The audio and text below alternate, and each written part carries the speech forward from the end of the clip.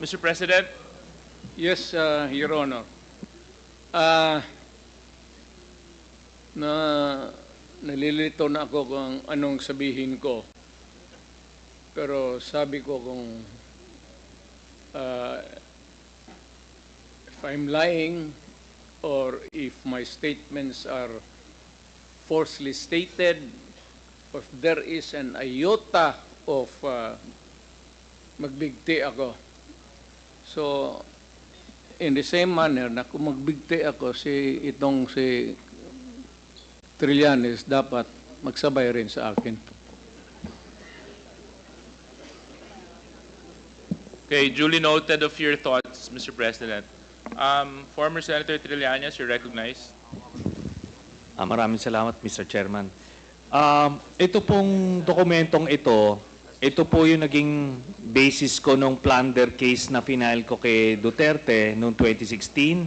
At ito po ay inimbestigahan ng Ombudsman at ang Deputy Ombudsman Arthur Carandang, and I think the Quadcom can invite him. Siya ang nag-conduct ng investigation. Humingi siya ng dokumento sa AMLAC at kinonfirm niya. And because of that, tinanggal ni Duterte si Deputy Ombudsman. Now, aside from that, so pwede natin, suggested by Chairman Paduano, na yung AMLAC mismo, unless, since hindi naman na siya incumbent, pwedeng ma-access yun with the waiver. Pero we've been there before. Nagsabi na yan siya na magbibigay siya ng waiver. Puro bluff yan. Pero hindi, kaya nga mas maganda kung ma-draft na po natin yan ngayon para papirmahan niya yan dito, no? Para wala ng alibay. Pero ito po, I'll be presenting later on, Mr. Chairman, a video of his actual admission of these accounts. No? So, ito naman pong mga cheque na in-encash, in-extract lang namin from that long list.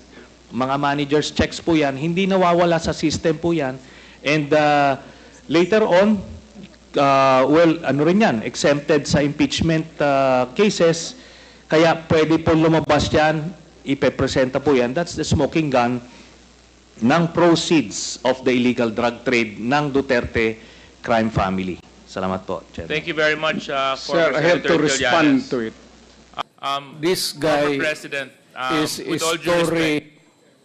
all due respect, I'll have to follow the rules. Yeah. I will give you time later, Mr. President. I will give you time later. Just so that we can put to rest this issue of waivers, because it's been going back and forth. Will the former president be okay that if we draft the waiver now, that it be signed today instead of tomorrow? Will you be fine with that, Mr. President? Anong kapalit, sir? Hindi. Sampalin ko siya sa publiko. Hindi. Wala naman. Ngayon na. Wala pong ganunan. Mr. Chairman. I'll give you, sasampalin ko sa Mr. Chairman. Session suspended. Session suspended. Yes.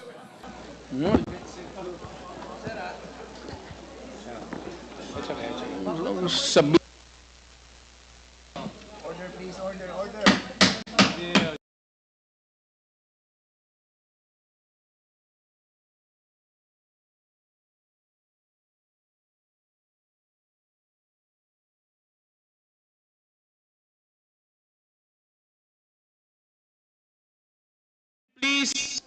Please observe proper decorum.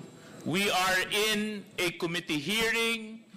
We have already stressed from the very beginning that the proper rules, decorum, will be implemented regardless of who you are. Regardless of who you are. We live by a set of rules in this committee, and those set of rules will be followed, and those set of rules will be implemented. If I may. Wait, session, it's still suspended. It's still suspended.